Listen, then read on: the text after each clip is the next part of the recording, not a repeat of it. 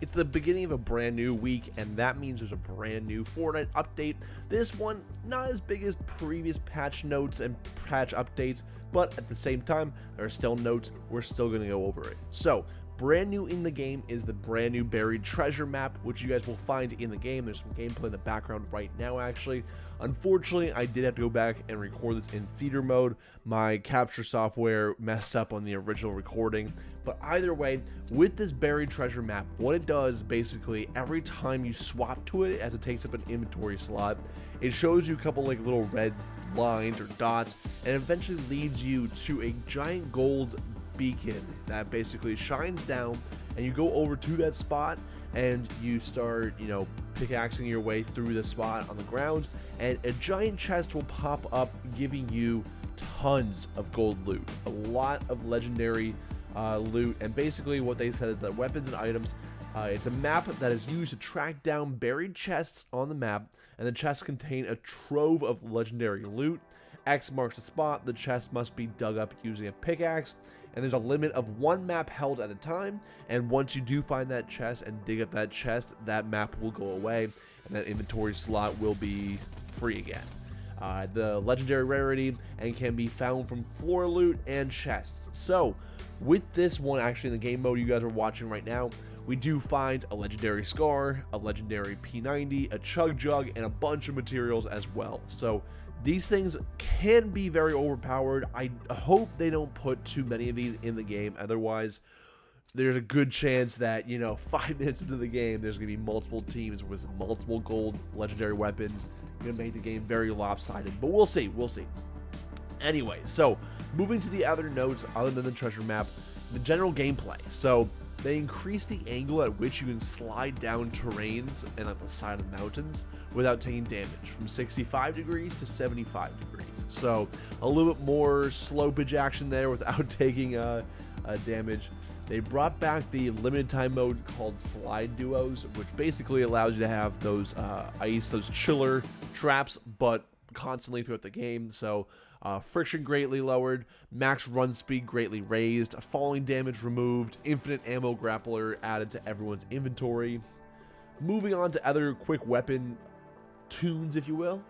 They reduced the infantry rifle availability, so they reduced it from chest from 14.4% to 13.3%, so nothing too drastic there.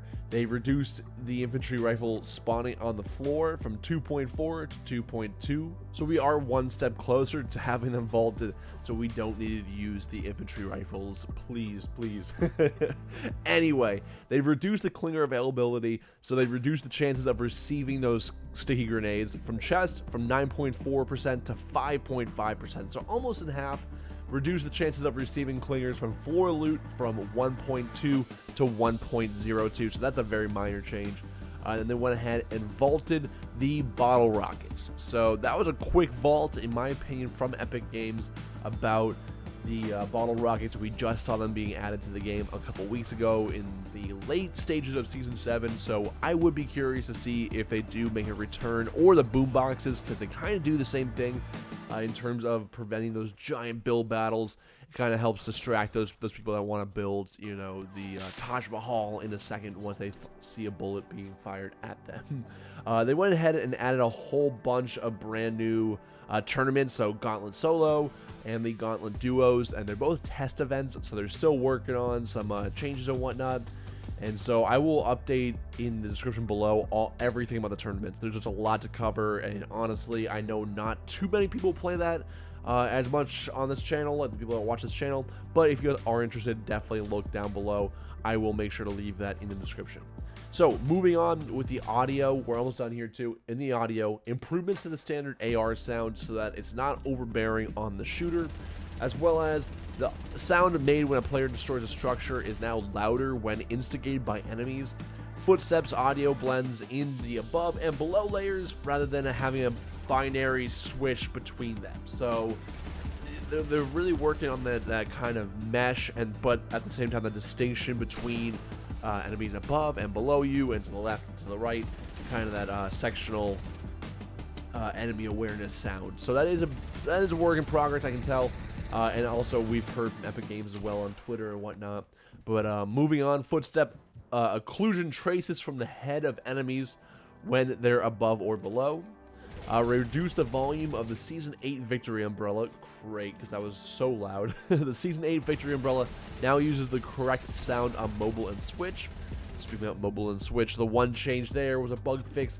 Fixed an issue when pressing the fire button with 2 fingers caused the fire action to continuously loop.